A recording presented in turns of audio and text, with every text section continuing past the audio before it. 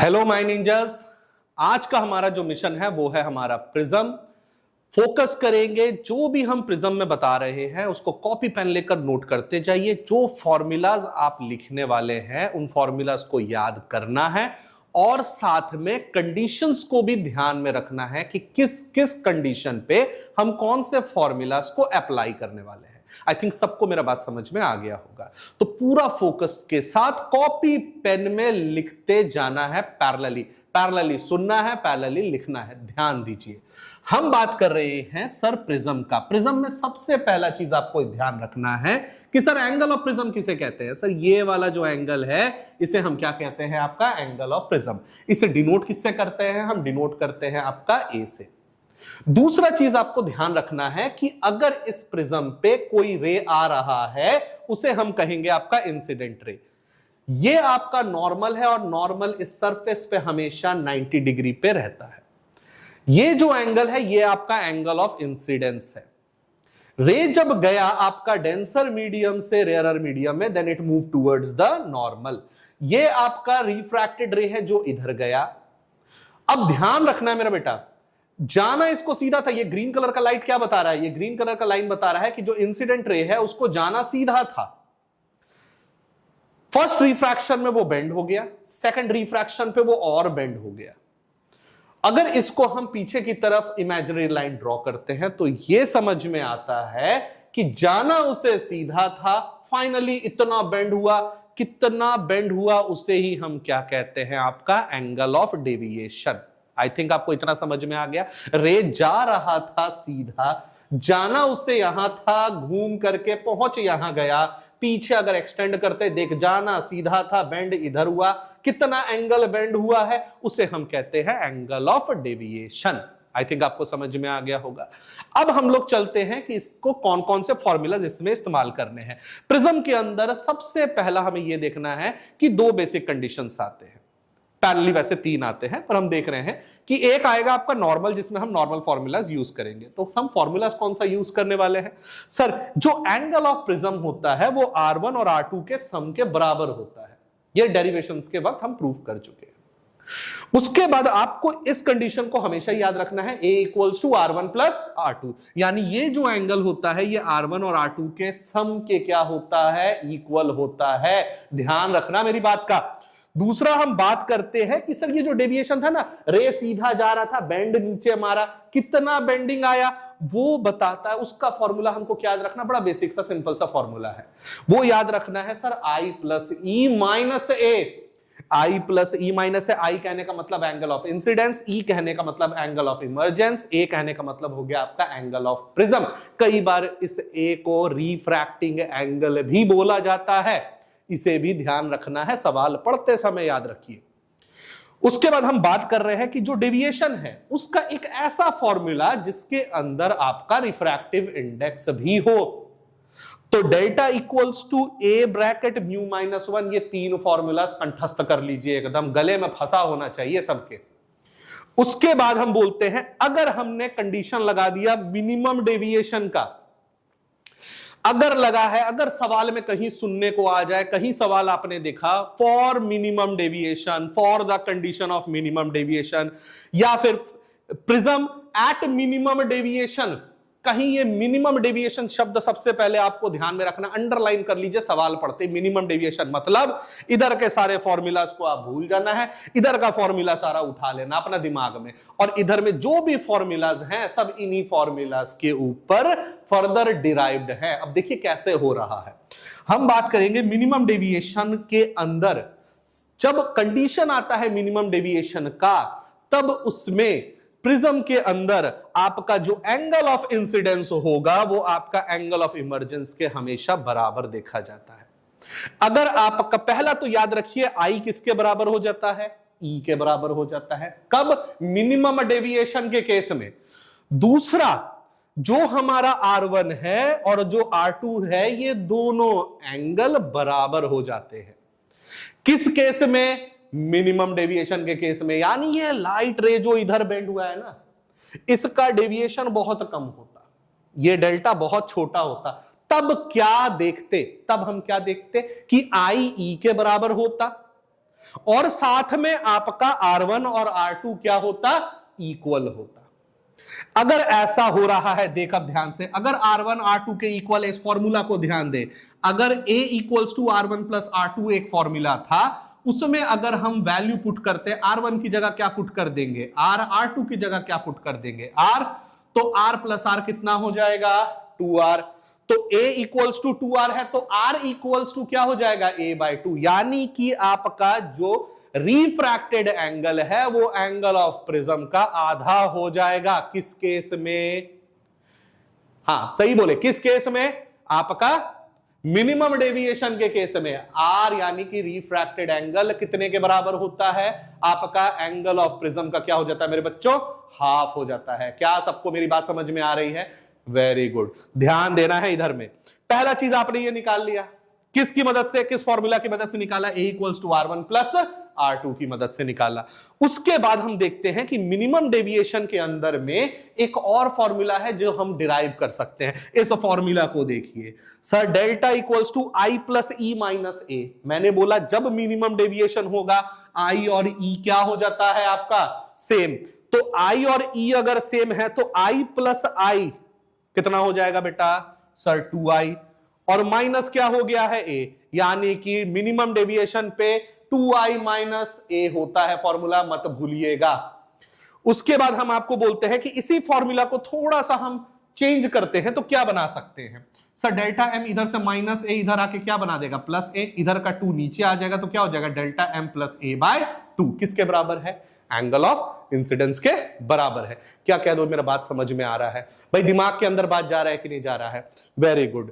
अब हम बात करते हैं आपका एक और फाइनल फॉर्मूला, वो फॉर्मूला है आपका रिफ्रैक्टिव इंडेक्स का। मिनिमम डेविएशन के केस में अगर कभी रिफ्रैक्टिव इंडेक्स निकालने आ जाए, सुनिए मेरे बच्चों, फिर मैं कह रहा हूं, अगर मिनिमम डेविएशन के केस में आपका निकालने आ जाए रिफ्रैक्टिव इंडेक्स, तब आप कैसे निकालेंगे। रिफ्रैक्टिव इंडेक्स का बेस फॉर्मूला क्या था मेरे बच्चों, हम जानते हैं sir, mu is equal to sine I divided by sine R। क्या ये फॉर्मूला है, हाँ ये हमारा रिफ्रैक्टिव इंडेक्स का फॉर्मूला है।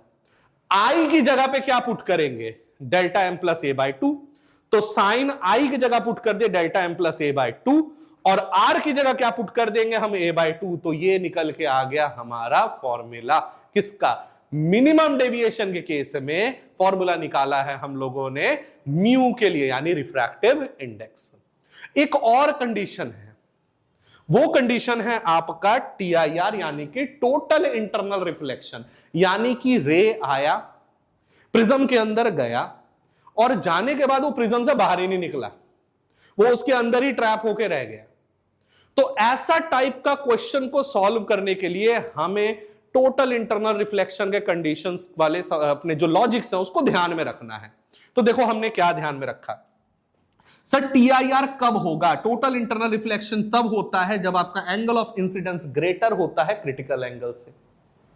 अगर आपका एंगल ऑफ इंसिडेंस, कहने का मतलब ये देखो बेटा, अगर हम बोलते हैं कि ये आपका हो गया रेयरर मीडियम और नीचे वाला हो गया आपका डेंसर मीडियम, अगर चलो इसको इधर से एक्सप्लेन कर देते हैं, अगर मैं बोलता हूं कि ये है आपका सर रेयरर मीडियम, सॉरी ये मान लो आपका डेंसर मीडियम है, ये आपका रेयरर मीडियम है, ठीक है, ये आपका नॉर्मल है, यहां से आपका रे गया टकराया, ये आपका हो गया इंसिडेंट रे, ये हो गया आपका एंगल ऑफ इंसिडेंस। ऐसा एंगल ऑफ इंसिडेंस, अगर हम आपको बोलते हैं कि ऐसा एंगल ऑफ इंसिडेंस जिसमें रिफ्रैक्टेड एंगल, जिसमें आपका रिफ्रैक्टेड एंगल कितना हो जाए 90 हो जाए, उसे ही हम क्या बुलाते हैं, क्रिटिकल एंगल बुलाते हैं। कह दो मेरा बात अगर समझ में आ रहा है तो, एक ऐसा एंगल ऑफ इंसिडेंस जिसमें मेरा रिफ्रैक्टेड एंगल कितना हो रहा है 90 हो रहा है। अब मान लो हम इसको और बढ़ा देते हैं, यानी एक ऐसा एंगल उठाते हैं, ध्यान देना बेटा, कलर चेंज कर रहे हैं, व्हाइट कलर ले लेते हैं, हम बोलते हैं एक ऐसा एंगल ऑफ इंसिडेंस बनाते हैं, यहां पे देख ये रे जा रहा है, कितना एंगल बनाया, बहुत बड़ा एंगल बनाया, उस बड़े एंगल को हमने क्या बोला I, यानी एंगल ऑफ इंसिडेंस। अगर ये और इधर गया है तो ये किधर भाग जाएगा, ये नीचे आ जाएगा। कहने का मतलब है डेंसर में से रे गया और डेंसर में ही रह गया। अब ये होता है टोटल इंटरनल रिफ्लेक्शन, यानी कि होना तो वहां रिफ्रैक्शन चाहिए था, पर हो क्या गया, रिफ्लेक्शन, अंदर ही रह गया। तो ऐसा कब होगा, जब आई बड़ा वाला एंगल ग्रेटर होगा किससे, क्रिटिकल एंगल से। और क्रिटिकल एंगल हमने जस्ट अभी बताया क्या होता है। क्या मेरा बात समझ में आ रहा है सबको? तो ऐसा जब भी केस आए आपको क्या ध्यान में रखना है, इस चीज को, I is greater then I सी। दूसरा याद रखना है कि जो क्रिटिकल एंगल होता है उसका बेस फॉर्मूला क्या होता है। उसका बेस फॉर्मूला है sir sine inverse 1 divided by mu, मतलब रिफ्रैक्टिव इंडेक्स। आई थिंक सबको मेरा बात क्रिस्टल क्लियर हो गया होगा। इसको ध्यान में रखते हुए हम आने वाले जो भी सवाल करने वाले हैं उसको पूरे तरीके से अप्लाई करेंगे। बेधड़क आप अप्लाई करिए उस पर। क्या मेरा बात समझ में आ गया है? फटाफट इसका एक आप स्क्रीनशॉट ले लीजिए या इसको नोट कर लीजिए, पॉज करके देख लीजिए, ठीक है, और फिर हम सवाल पे चलेंगे। चलिए, आई थिंक सब लोगों ने फॉर्मूला को पॉज करके अच्छे से लिख लिया होगा। अब हम लोग क्वेश्चंस लगाते हैं इसके ऊपर। चलिए, पहला हम बात कर रहे हैं, ये हमारा पहला क्वेश्चन है, बड़ा इंटरेस्टिंग क्वेश्चन है, सीधा सपाट सवाल है। देखिए क्या लिखा हुआ है, सवाल लिखा है द एंगल ऑफ इंसिडेंस। अब एक चीज मेरे बच्चों याद रखिएगा, जब भी सवाल बनाने आइए, जब भी सवाल बनाने आइए, पहला काम आप करिए कि गिवन जरूर लिखिए। गिवन पे भी आपके मार्क्स बनते हैं, फॉर्मूला लिखेंगे उस पे भी मार्क्स बनते हैं। तो पहला गिवन लिखिए, फिर फॉर्मूला लिखिए, फिर अप्लाई करिए, देखिए आंसर आ जाएगा। घबराना एकदम नहीं है। हम लोग देखिए क्या बना रहे हैं, angle of incidence for a ray of light at a refracting surface of the prism is 45 degree. यानी हमारा एंगल ऑफ इंसिडेंस कितना है मेरे बच्चों, 45 डिग्री है। यहां साफ साफ लिखा हुआ एंगल ऑफ इंसिडेंस कितना है, 45 डिग्री है। द एंगल ऑफ प्रिज्म, फटाफट लिखिए, एंगल ऑफ प्रिज्म कहने का मतलब क्या था सर, एंगल ऑफ प्रिज्म ए है, कितना है मेरे बच्चों सर, 60 डिग्री है। सही लिखा है, एकदम सही है। इफ द रे suffers minimum deviation, I think सबको समझ में आ गया होगा मेरे बच्चों, मिनिमम डेविएशन हिट लाइन है, मिनिमम डेविएशन के ऊपर हम लोग टिक लगाएंगे। मिनिमम डेविएशन क्या आ रहा था सर, मिनिमम डेविएशन का फॉर्मूला दिमाग के अंदर दौड़ना शुरू कर देना चाहिए। तो हमें निकालना है मिनिमम डेविएशन, हमें नहीं पता है। दूसरा the angle of minimum deviation, और दूसरा क्या पता करना है, the refractive index of the material of prism. हमें निकालना है रिफ्रैक्टिव इंडेक्स म्यू। अब हमारे पास फॉर्मूलाज थे, फॉर्मूलाज क्या थे मेरे बच्चों, फॉर्मूलाज क्या थे हमारे पास, जरा ध्यान से देखिएगा। एक ये था delta m equals to 2i minus है, एक म्यू का ये था। यही दो फॉर्मूलाज थे हमारे पास, इन्हें ही अप्लाई कर लेते हैं। तो पहला फॉर्मूला है क्या है हमारे पास सर, 2i माइनस है। अब देखिए sir, delta m is equal to sir 2i minus A. देखिए क्या बनाते हैं sir, 2 into angle of incidence कितना था मेरे बच्चों sir, 45 degree, bracket close, minus angle of prism कितना हमारे पास सर, 60 डिग्री। हड़बड़ाइए मत, इत्मीनान से बनाइए। 45 और 2 कितना हो जाता है सर, 90 डिग्री, माइनस हो जाएगा आपका 60, बराबर 90 में से 60 गया, कितना आ रहा है हम लोग का सर, 30। ये आ गया है सर मिनिमम डेविएशन का आंसर। अब जरा आइए आंसर पे, ऑप्शंस पे, ऑप्शंस देखिए, 45 30 45 30, 45 वाला को तो काट डालिए, 45 वाला को काट डालिए। बचा क्या है हमारे सामने, हमारे सामने दो ऑप्शंस बचे हैं, एक बचा है ये वाला, एक बचा है ये वाला। अब इसमें से ही कोई हमारा क्या है, सही आंसर है।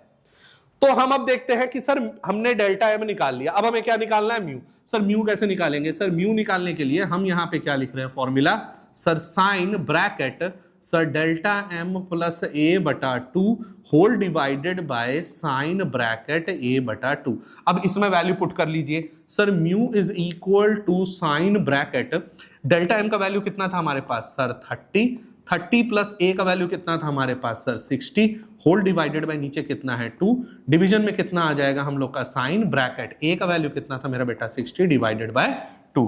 अब हम लोग यहां लिख रहे हैं sir mu is equal to, यहां देखिए साइन 60 प्लस 30 कितना हो जाता है मेरा बेटा सर, साइन 60 प्लस 30 हो जाता है 90 बटा 2 होल डिवाइडेड बाय साइन, यहां पे 60 का आधा कितना होता है हम लोग का, हम बोलेंगे बेटा 30 degree. Mu is equal to हम लगा देंगे साइन, 90 का आधा कितना होता है 45 degree, whole divided by sine कितना होता है 30 डिग्री। साइन 45 मेरे बच्चों कितना होता है, 1 डिवाइडेड बाय √2। साइन 30 का वैल्यू कितना होता है? साइन 30 का वैल्यू होता है 1/2। 45 का वैल्यू होता है 1/√2। तो 1/2 कहने का मतलब 1 डिवाइडेड बाय 2। डिनोमिनेटर का डिनोमिनेटर किधर जाएगा? Numerator. Mu equals to 2 jump मार के ऊपर गया तो 2 बटा नीचे आ गया √2। अब आगे क्या करेंगे? कैलकुलेशन से √2 है, आंसर तो मैच हुआ नहीं हमारा, 2 बटा √2 आ रहा है।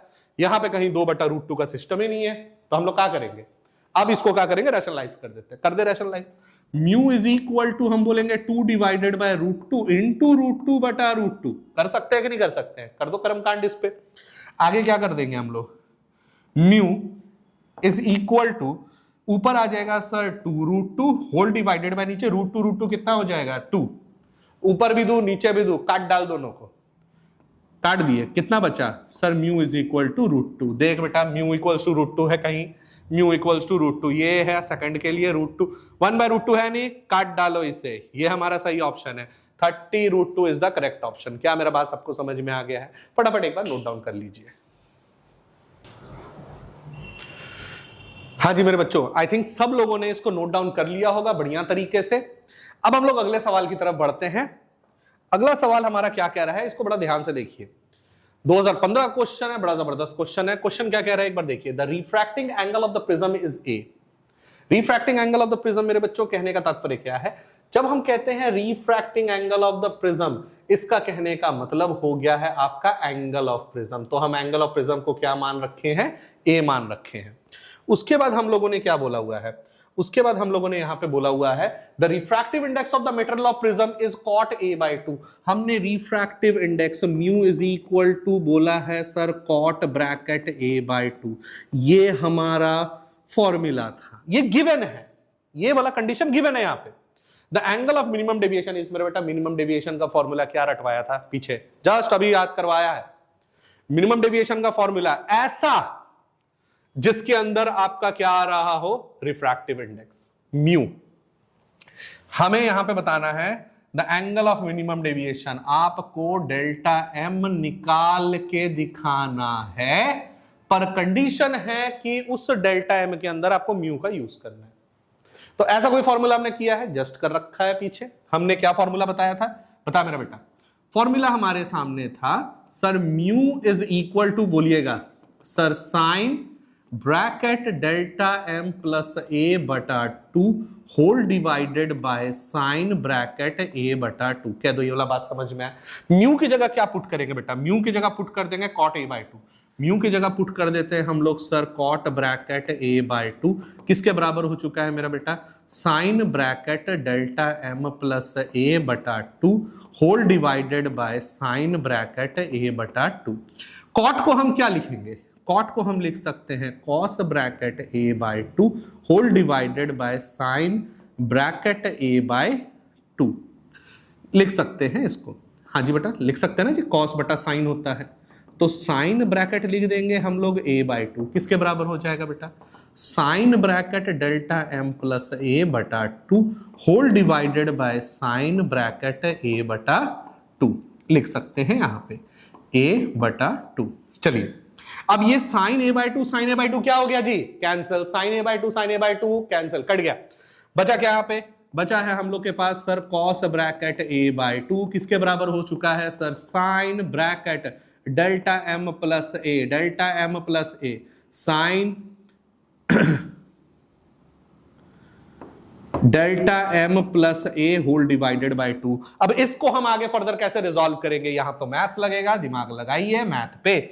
cos a/2 क्या हम लोग इसको लिख सकते हैं? cos theta. cos थीटा का मतलब क्या होता है? cos थीटा को हम लिख सकते हैं सर साइन 90 माइनस थीटा। लगाएंगे यहां फॉर्मूला लगा दीजिए। लिख सकते हैं sir sine bracket 90 degree minus theta. Theta कितना था यहाँ पे? a/2, तो लिख देंगे a/2। किसके बराबर होता हुआ दिख रहा है? बराबर होता हुआ दिख रहा है sir sine bracket delta M plus A whole divided by 2। इतना तक तो हो गया। अब इधर का साइन उधर जाके इनवर्स, और साइन को हम क्या करेंगे? हटा देते हैं।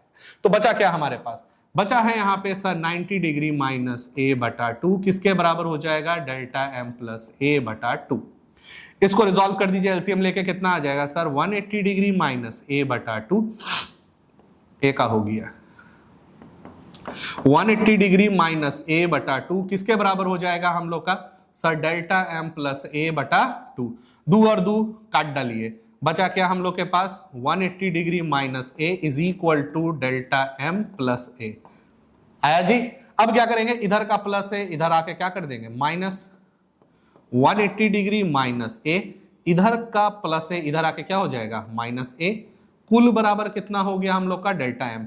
तो यहां क्या आ जाएगा फटाफट बताइए, 180 डिग्री माइनस माइनस कितना हो जाएगा प्लस, माइनस कितना हो जाएगा हम लोग का सर 2a, किसके बराबर हो जाएगा डेल्टा m। अब डेल्टा m का कोई ऐसा फॉर्मूला है, मतलब यहां ऑप्शन है 180 डिग्री माइनस 2 है, चेक करिए 180 डिग्री माइनस 2 है, ये हमारा ऑप्शन है, ये सही है। आई थिंक सबको प्रोसेस समझ में आया होगा। सवाल को ध्यान से देखिए, एनालाइज करिए, एक बार इसका आप नोट करिए कॉपी में, या स्क्रीनशॉट लेना है स्क्रीनशॉट ले सकते हैं।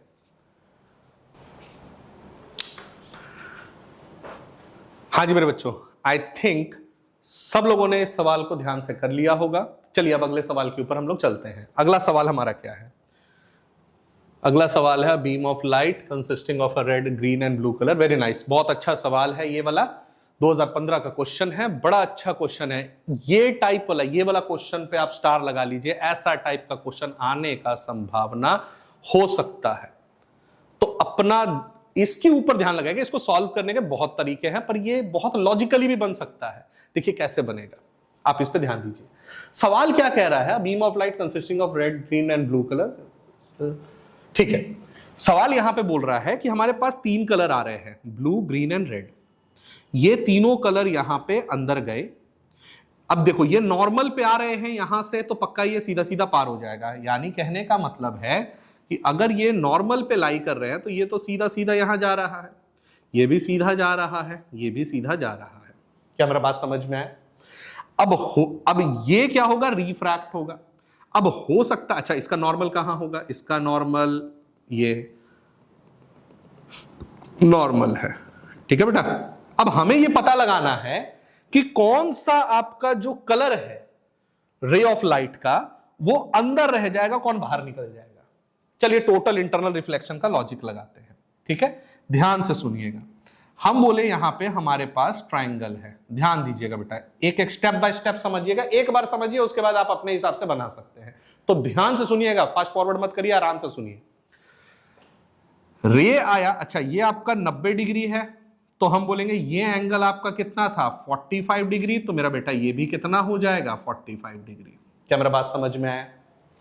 अब यहां से रे आ रहा है, यहां से रे आ रहा है, यहां से रे आ रहा है, तीनों रे जो है, पहले नीचे वाले का नाम था रेड, ये आपका रेड कलर है, ये आपका ग्रीन कलर है, ये आपका ब्लू कलर है, ठीक है। रे आया, अब इमेजिन करो कि ये रे गया सीधा सीधा यहां पे आया है, ठीक है। अब हम बोलते हैं इसके अंदर, ध्यान दीजिएगा, ये आपका आ गया है सर नॉर्मल, ठीक है, ये नॉर्मल है इसमें। अब ध्यान से समझो, ये जो पूरा एंगल था आपका, ये जो पूरा एंगल है, ध्यान दीजिएगा, ये तो 90 है, ठीक है, क्योंकि नॉर्मल हमेशा सरफेस से 90 डिग्री पे आता है। अच्छा अब देखो, ये अगर 45, ये अगर 90, तो ये भी कितना हुआ बताइए, ऊपर 45, ई अगर 90, तो ई वाला अपने आप कितना हो जाएगा सर 45 डिग्री। क्या तो मेरा बात समझ में आया है? अगर ये 45 है, ये तो पूरा 180 होता ना बेटा, तो 90 45, तो ये वाला एंगल भी कितना होगा सर 45 होगा। कहने का तात्पर्य ये है कि ये जो ब्लू कलर का रे अंदर गया था, इस पॉइंट पे उसका एंगल ऑफ इंसिडेंस कितना हुआ है 45 डिग्री, यानी कि आई का वैल्यू कितना बना रहा है 45 degree. It's not about just blue colour, ये ब्लू भी बना रहा है, ग्रीन भी बना रहा है, और आपका रेड भी बना रहा है। देखो हर एक सीधा जाएगा, हर बार 45 डिग्री, सीधा जाएगा, हर बार 45 डिग्री। इतना बात तो सबका दिमाग में गया होगा। चलिए बहुत बढ़िया बात। अब TIR के लिए कंडीशन क्या था? TIR के लिए हमने दो कंडीशंस दिखाई थी, यानी दो फॉर्मूलाज आपको डिफाइन किए थे। TIR के लिए सबसे पहले जो मेरा एंगल ऑफ इंसिडेंस है वो ग्रेटर देन किसका होना चाहिए, क्रिटिकल एंगल का, हाँ या ना। और क्रिटिकल एंगल के लिए हमने फॉर्मूला बता रखा था sir sine inverse 1 divided by mu. ये फॉर्मूला था कि नहीं था? यही दो चीजें मैंने डिफाइन की थी। अब इन्हीं के बिहाफ पे हम ये सवाल को सॉल्व करने वाले हैं। अब इसको ध्यान से समझिए। हम यहां पे बोलते हैं, इस कंडीशन को उठा लिए, sir i should be greater than the critical angle. I का वैल्यू कितना है मेरा बेटा? आई का वैल्यू इस सवाल के हिसाब से 45 डिग्री है। शुड बी ग्रेटर, आईसी का जगह क्या लिख सकते हैं? आईसी का फॉर्मूला क्या था यहां पे? सर साइन इनवर्स ब्रैकेट 1/म्यू। इधर का साइन इनवर्स इधर जाके क्या बना सकता है? सर बना सकता है sir sine 45 degree greater than 1 क्या हो गया बेटा? म्यू। साइन 45 का वैल्यू 1/√2 ग्रेटर देन 1/म्यू। इसको इधर ले जाएंगे, उसको उधर ले जाएंगे, तो म्यू ग्रेटर देन किसका हो गया? सर √2। म्यू ग्रेटर देन √2 कहने का मतलब सर म्यू का वैल्यू अगर ग्रेटर देन है 1.414 से, तब ही कंडीशन आया है TIR का। अब देख बेटा यहां पे आपका जो ब्लू कलर का रे था उसके लिए म्यू का वैल्यू कितना है? आपका जो ग्रीन कलर का रे था उसके लिए म्यू का वैल्यू कितना है? आपका रेड कलर का जो रे था उसके लिए म्यू का वैल्यू कितना है? सवाल में दे रखा है। रेड कलर के लिए कितना होगा? सर रेड कलर के लिए है 1.39, रेड कलर के लिए है 1.39। सर ग्रीन कलर के रेस्पेक्टिवली पे देखना मेरा बेटा, ग्रीन कलर पे कितना आ रहा है? 1.44। सर ग्रीन कलर पे है 1.44। अच्छा ब्लू कलर पे कितना है बेटा? ब्लू कलर का वेवलेंथ कितना दे रखा है? सॉरी ब्लू कलर का रिफ्रैक्टिव इंडेक्स कितना दे रखा है? सर दे रखा है 1.47। अब इस सवाल पे देख TIR कब शो होगा? Total internal reflection. कौन सा ऐसा रे है जो अंदर की तरफ बेंड हो जाएगा? वो तभी हो सकता था जब उसका रिफ्रैक्टिव इंडेक्स 1.414 से क्या होता? ग्रेटर होता। कौन है यहां पे जो 1.414 से ग्रेटर है? सर मेरे हिसाब से ये दोनों वैल्यूज जो है 1.414 से क्या है? ग्रेटर है।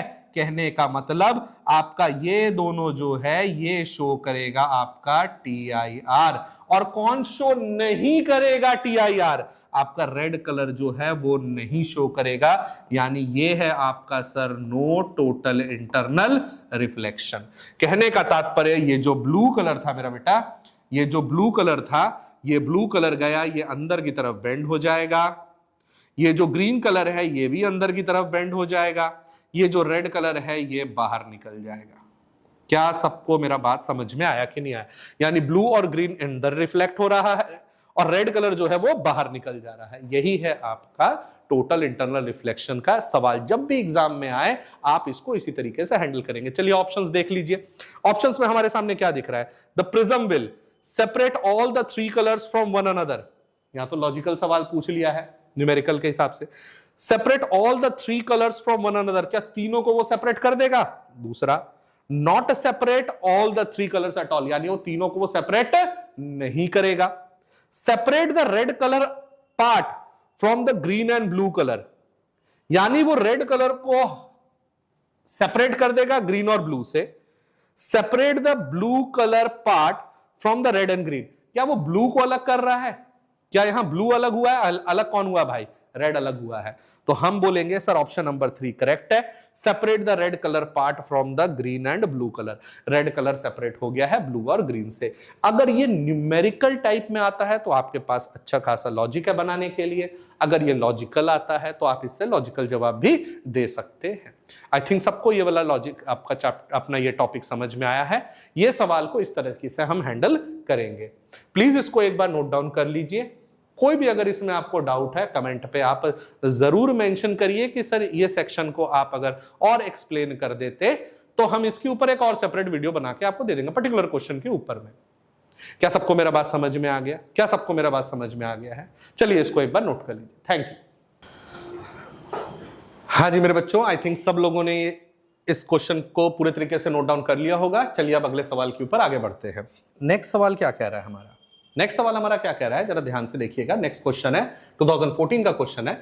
The angle of prism is a, यानी एक ऐसा प्रिज्म हमने लिया है जिसका एंगल ऑफ प्रिज्म ए है। One of its refracting surface is silvered, उसका एक साइड का रिफ्रैक्टिंग सरफेस हमने सिल्वर कर दिया है, यानी उसको कलर कर दिया है सिल्वर कलर से, यानी वह बन गया है। वो आपका जो सरफेस है वो पूरे मिरर की तरह बिहेव करेगा। ठीक है। द लाइट रे falling eight an angle of incidence 2a, अब एंगल ऑफ इंसिडेंस हमने कितना उठाया है? 2a। On the first surface returns back through the same path after suffering reflection at the silver surface. Find the refractive index mu of the prism. Good. देखिए क्या सवाल है। सबसे पहला हम लोग यहां बात कर रहे हैं कि हमने यहां पर एक प्रिज्म माना है, ये प्रिज्म में ये हो गया है हमारा एंगल ऑफ प्रिज्म ए, ठीक है जी। अब हमने इस सवाल में बोला था कि सर जो दूसरा सरफेस है हमारा, यानी कि जो one of its refracting surface, एक ये सरफेस एक ये सरफेस है, इधर से तो इंसिडेंट रे आएगा। ऑब्वियस सा बात है कि इस सरफेस को हमने सिल्वर कलर कर दिया है, यानी कि ये एक मिरर की तरह बिहेव कर रही है। ये भी एक अच्छा क्वेश्चन है, ध्यान रखिएगा इस सवाल पे।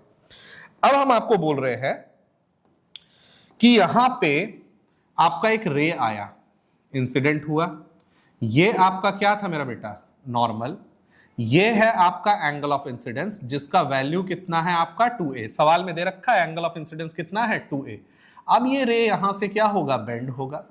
अब एक चीज आपको ध्यान रखना है, सवाल में एक लाइन और बड़ा जबरदस्त बोला है यहां पर, सवाल आप यहां पे ध्यान रखिएगा, सवाल में बोल रहा है एंगल ऑफ इंसिडेंस, यहां बोला है द लाइट रे falling eight an angle of incidence 2a, यानी I 2a के बराबर है, ऑन द फर्स्ट सरफेस पे returns back through the same path after suffering reflection at the silvered surface, यानी जब ये आगे बढ़ा सिल्वर से टकरा के ये क्या होगा, वापस चला जाएगा। ऐसा तभी होता है जब इस सरफेस के लिए इंसिडेंट जो आया वो रिफ्लेक्ट तभी होता है जब वो किस पे लाई करे, नॉर्मल पे। याद करो प्लेन मिरर में हम लोग पढ़ रखे हैं ना, प्लेन मिरर में हमने क्या पढ़ा था, सर ये अगर नॉर्मल है, ये इंसिडेंट है, ये रिफ्लेक्टेड है, हम पढ़ रखे थे आई किसके बराबर होता है, आर के बराबर होता है। पर हमने ये भी पढ़ रखा था कि अगर इंसिडेंट रे आपका नॉर्मल पे लाई करता है तो रिफ्लेक्टेड रे भी किस पे रहेगा, नॉर्मल पे, उसी पाथ पे वापस चला जाएगा। यानी यहां पे ये आपका जो है नॉर्मल पे लाई कर रहा है, यानी एंगल ऑफ इंसिडेंस भी यहां पर 0 है, तो एंगल ऑफ रिफ्लेक्शन भी क्या हो रहा है आपका 0। कहने का तात्पर्य ये जो एंगल है दैट इज R1, और यहां पे जो एंगल था आपका दैट इज R2 कितना बन गया है 0। और हम यहां क्या जानते थे, a किसके बराबर होता था, R1 प्लस R2 के बराबर, R2 को हमने क्या ले लिया है 0, तो a किसके बराबर हो गया है आपका R1, यानी कि a बराबर हो गया है R1 का, यानी R1 की जगह मेरा बेटा हम क्या लेंगे, a ले लेंगे। इतना बात तो साफ समझ में आ गया है। अब हमसे मांग क्या रहा है, हमसे मांग रहा है द रिफ्रैक्टिव इंडेक्स म्यू। हमें बोला है यहां पर कि सर आप म्यू निकाल के दिखा दीजिए, तो हमने म्यू का फॉर्मूला क्या लिखना है, हमें म्यू बनाना है, ठीक है, ध्यान से देखिएगा। सर म्यू निकालना है refractive index of the prism, okay great, इसको ऐसे सॉल्व करते हैं। चलिए ध्यान दीजिए, जब भी ऐसा सवाल आए हमें इतना तो पता लग गया है कि इस पे प्रिज्म का अब नॉर्मल बेसिक फॉर्मूलाज तो हम नहीं चला सकते हैं, ठीक है, क्योंकि यहां पे पूरा प्रोसेस ही कंप्लीट नहीं हो रहा है, हम प्रिज्म के नॉर्मल बिहेवियर को ही यहां जस्टिफाई नहीं कर रहे हैं। तो हम यहां पे क्या करेंगे, अब लॉजिक लगाएंगे। लॉजिक क्या कहता है, यहां रिफ्रैक्शन कहां हो रहा है, यहां हो रहा है रिफ्रैक्शन। जहां मेरा बेटा रिफ्रैक्शन होता है वहां पे हमेशा हम यूज करेंगे आपका स्नेल्स लॉ। याद करिए अब स्नेल्स लॉ क्या होता है, इधर का रिफ्रैक्टिव इंडेक्स को हम म्यू एयर मानेंगे जिसका वैल्यू कितना है 1, और प्रिज्म के अंदर का रिफ्रैक्टिव इंडेक्स को म्यू जी मानेंगे जिसको हमको निकालना है, ठीक है। तो फॉर्मूला क्या था, बड़ा सिंपल है, रिफ्रैक्टिव इंडेक्स का फॉर्मूला, अपना स्नेल्स लॉ लगाने का फॉर्मूला। सर हम जानते हैं सर म्यू दिस, यानी कि बाहर का refractive index into sine i और अंदर का refractive index into sine r. तो हम यहां लिख सकते हैं sir mu a into sine i किसके बराबर हो जाएगा, सर म्यू जी इनटू क्या हो जाएगा, साइन आर। सर म्यू ए का वैल्यू कितना दिख रहा है, सर 1, यहां 1 ले लेंगे, इनटू साइन आई का वैल्यू कितना है मेरा बेटा, यहां पे हम बोलेंगे सर साइन आई का वैल्यू यहां कितना है, आई का वैल्यू कितना है मेरा बेटा, यहां पे दिया गया है 2a, किसके बराबर हो जाएगा, sir mu G sine R कितना है मेरा बेटा, यहां पे साइन R1 यहां पे कितना दिया हुआ है, साइन R1 दिया है आपका सर a। आया बात समझ में। अब हम आपको बोल रहे हैं सर साइन 2a को क्या लिखा जा सकता है, sir sine 2a is equal to mu ji into sine a। Sir sine 2a को लिख सकते हैं सर 2 साइन a इंटू क्या बोल देंगे कॉस a, किसके बराबर हो जाएगा, म्यू जी साइन a के बराबर हो जाएगा। तो क्या हम यहां पे साइन a और यहां पे साइन a को क्या कर देंगे, कैंसल, तो यहां आ जाएगा सर 2 कॉस a किसके बराबर हो जाएगा आपका म्यू जी। कहने का तात्पर्य कि हमारा म्यू जी का वैल्यू कितना निकाल रखा हमने, सर 2 कॉस a, कितना निकाल रखा है आपका सर 2 कॉस a। यानी म्यू जी का वैल्यू हमारा यहां पे है 2 cos A, यानी हमारा जो आंसर है मेरा बेटा वो ये है। प्लीज ऐसे क्वेश्चंस को ध्यान से सॉल्व करिएगा। जब भी यहां पे शेड रीजन हो गया है, मिरर बन गया है, पूरा का पूरा प्रिज्म का जो बिहेवियर है वो नहीं हो पा रहा है, उल्टा उसके अंदर TIR भी नहीं है ना जी, नॉर्मल कंडीशन में, है ना।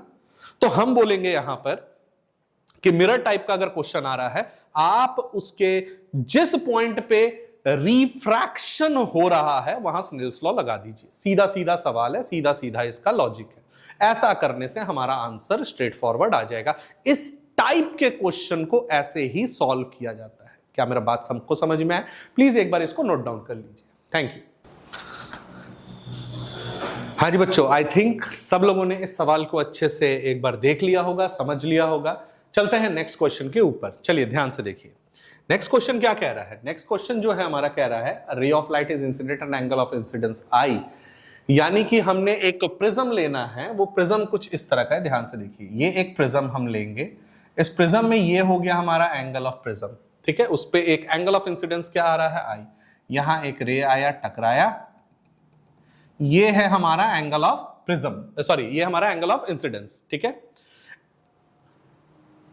Angle of prism assume to be small. यहां पे हमें क्या रखना है, इसे हम बहुत छोटा मानते हैं, ये स्मॉल नेचर का है, एंगल बहुत छोटा है। If the refractive index of the prism is mu, prism का रिफ्रैक्टिव इंडेक्स को अगर हम म्यू मानते हैं, the angle of incidence I is nearly equal to, हमें I किसके बराबर होगा ये बताना है। चलिए बड़ा सिंपल है।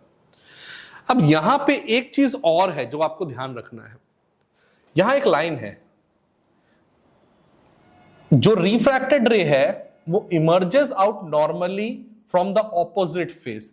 नॉर्मली वो बाहर निकल रहा है, यानी कि ये जो आपका यहां आया है, ये नॉर्मल पे अगर लाई करता तो आई थिंक ये सीधा सीधा पार हो जाता। आई थिंक सबको मेरा बात समझ में आया होगा। ये सीधा सीधा पार हो जा रहा है ना जी। तो हम आपको यहां बोल रहे हैं अगर ऐसा है तो यहां पे E का वैल्यू भी 0 होगा, यहां पे R2 का वैल्यू भी 0 होगा, और यहां जो R1 है वो किसके बराबर हो जाएगा, A के बराबर हो जाएगा। क्यों? क्योंकि A किसके बराबर था, R1 प्लस R2। R2 का वैल्यू यहां पे तो 0 है क्योंकि यहां सीधा सीधा पार हो रहा है, तो A किसके बराबर हो जाएगा, R1 प्लस 0। तो R1 किसके बराबर हो जाएगा, A के बराबर हो जाएगा। अब हम बोले थे जब नॉर्मल सारा चीज अगर आपका एक प्रिज्म की तरह का टाइप का क्वेश्चन नहीं है, सीधा सीधा पार हो रहा है, मिरर है वो मिरर की तरह है, तो ऐसा केस में हम यहां पर क्या लगाएंगे आपका सर, यहां लगा देंगे हम आपका सर स्नेल्स लॉ। अच्छा मेरे बच्चों, स्नेल्स लॉ जब लगाते हैं तब हम लोग का फॉर्मूला क्या होता है, यहां का है म्यू एयर और यहां क्या क्या था सर, म्यू जी। तो हम लिखेंगे sir mu a into sine i किसके बराबर है सर, म्यू जी into sine R1। Sine R1 किसके बराबर था, A। म्यू ए एयर के लिए रिफ्रैक्टिव इंडेक्स का वैल्यू कितना होता है, 1, तो यहां आ जाएगा 1 इंटू सर लिखेंगे सर साइन I किसके बराबर है, mu G into sine R1 की जगह क्या लिख देंगे हम लोग सर, A लिख देंगे। अब ये एक चीज याद रखिएगा, एंगल्स आर वेरी स्मॉल। अगर एंगल्स आर वेरी स्मॉल है तो हम यहां पे जानते हैं, अगर हम लिखेंगे sir angles are very small, अगर एंगल बहुत बहुत बहुत छोटा है तब जो भी होगा साइन I वो सिमिलर हो जाएगा I के, और जो होगा साइन A वो सिमिलर हो जाएगा A के, यानी कि वो साइन नहीं आएगा। साइन I सिमिलर किसका हो जाएगा, अपने एंगल के, और साइन A किसका सिमिलर हो जाएगा, अपने एंगल के। तो हम यहां साइन I की जगह लिख देंगे सर I किसके बराबर हो जाएगा sir, mu ji into A। अब फॉर्मूला क्या है, म्यू जी तो लिखा हुआ नहीं है क्योंकि ग्लास की तरह नहीं है, तो हम लिख सकते हैं सर म्यू इंटू ए। तो आई किसके बराबर हो जाएगा sir, mu into A. Option number A आपका करेक्ट है। आई थिंक आपको एक रेलेवेंट लॉजिक मिल रहा होगा कि प्रिज्म से क्वेश्चन किस तरह से आते हैं। क्या सबको मेरा बात समझ में आ रहा है? एक बार इसको गो थ्रू हो जाइए, फिर हम लोग अगला सवाल करते हैं। चलिए नोट करिए।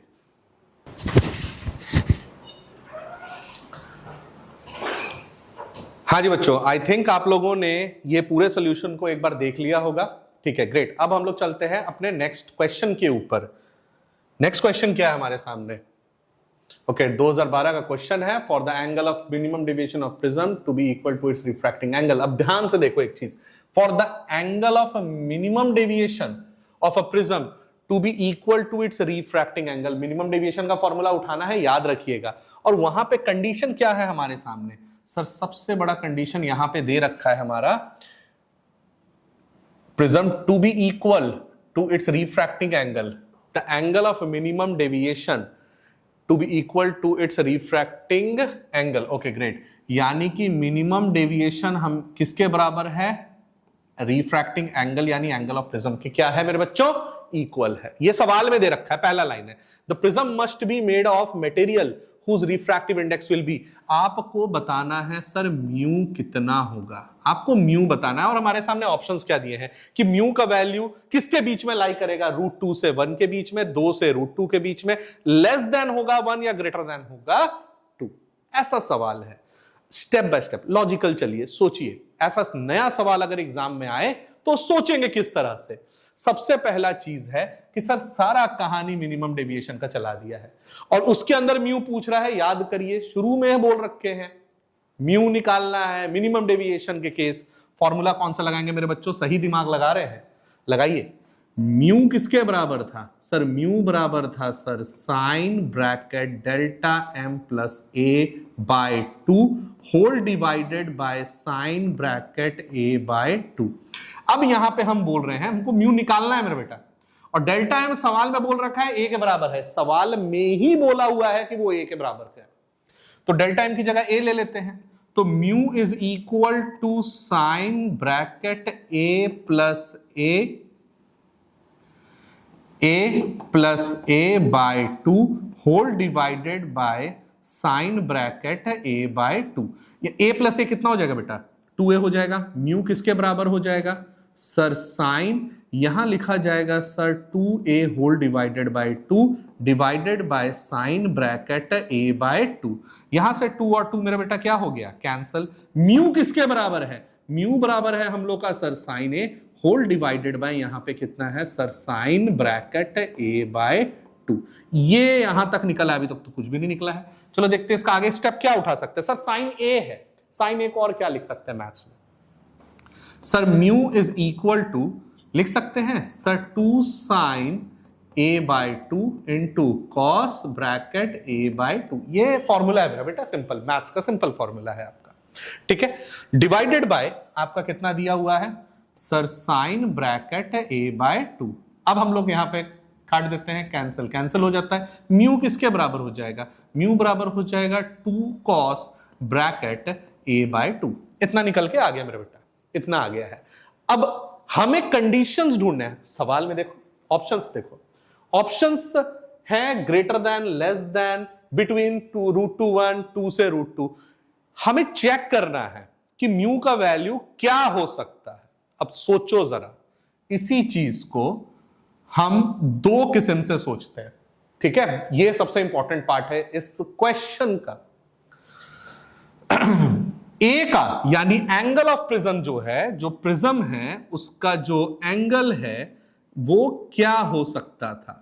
या तो उसको सबसे मिनिमम मानेंगे या तो उसको सबसे मैक्सिमम मानेंगे। मिनिमम में हम नियर अबाउट हम 0 यानी 0 के आसपास हम बोल सकते हैं, 0 ही बोल लेते हैं, और मैक्सिमम में हम 90 बोल सकते हैं, है ना जी। तो हम बोलेंगे कि अगर ए आपका 0 होता तब क्या होगा, और अगर ए आपका 90 होता तो क्या होता। अगर a का वैल्यू 0 होता तो mu is equal to 2 cos a by 2। a का वैल्यू 0 लेंगे, mu equals to 2 cos 0। Cos 0 का वैल्यू मेरा बेटा कितना आता है? 1। तो म्यू इक्वल्स टू 2 इंटू 1, तो म्यू का वैल्यू कितना आ गया है? 2। चलो म्यू 2 आ रहा है। दूसरा कंडीशन देख लेते हैं क्या हो सकता है। हम लोग जानते हैं यहां पे sir mu is equal to 2 cos a by 2। a का वैल्यू 90 पुट करेंगे, mu equals to 2 cos sir 90 degree by 2। कितना आ जाएगा मेरा बेटा? Mu equals to 2 cos 45 degree 45। Cos 45 का वैल्यू कितना होगा मेरा बेटा? Mu equals to 2 into 1 divided by √2। Mu is equal to मेरा बेटा हम क्या लिख सकते हैं sir 2 divided by √2 into √2 by √2। हम लोग इसको क्या कर रहे हैं? रैशनलाइज करके सिंप्लीफाई कर दे रहे हैं, छोटा वैल्यू ले आते हैं। तो कितना आ जाएगा मेरा बेटा? लिखा क्या ऐसे जा सकता है sir, mu is equal to, लिख सकते हैं सर 2√2 डिवाइडेड बाय √2 इंटू √2, 2 हो जाएगा, 2 कैंसिल, तो हमारा फाइनल वैल्यू आ जाएगा √2। तो हमारा म्यू का वैल्यू कहां से कहां जा रहा है एक बार चेक कर लीजिए मेरे बेटा। सर म्यू का वैल्यू हमारा जा रहा है, एक जा रहा है 2 से और एक जा रहा है √2 से, तो 2 से √2 तक का हमारा कंडीशन सेटिस्फाई कर रहा है। यानी इस सवाल का हमारा जो जवाब है कि जो म्यू है वो मिनिमम कितना हो सकता था 2 और मैक्सिमम मेरा बच्चा कितना हो सकता था √2। आई थिंक आपको ये वाला लॉजिक क्लियर हो गया है। एक बार इसको आराम से देखिए, फिर से इसको आप बैक करके आप एक बार चेक करिए, ठीक है। कहीं कोई डाउट होता है तो प्लीज मेरे को आप कमेंट सेक्शन पे एक बार जरूर डिफाइन करिए कि सर इसको आप थोड़ा सा और एक्सप्लेन कर देंगे तो हमारे लिए और अच्छा होगा। मैं इसके ऊपर और डिटेल वीडियो आपके लिए पुट ऑन कर सकता हूं, ठीक है। तो प्लीज ध्यान दीजिए बेटा, एक बार नोट कर लीजिए।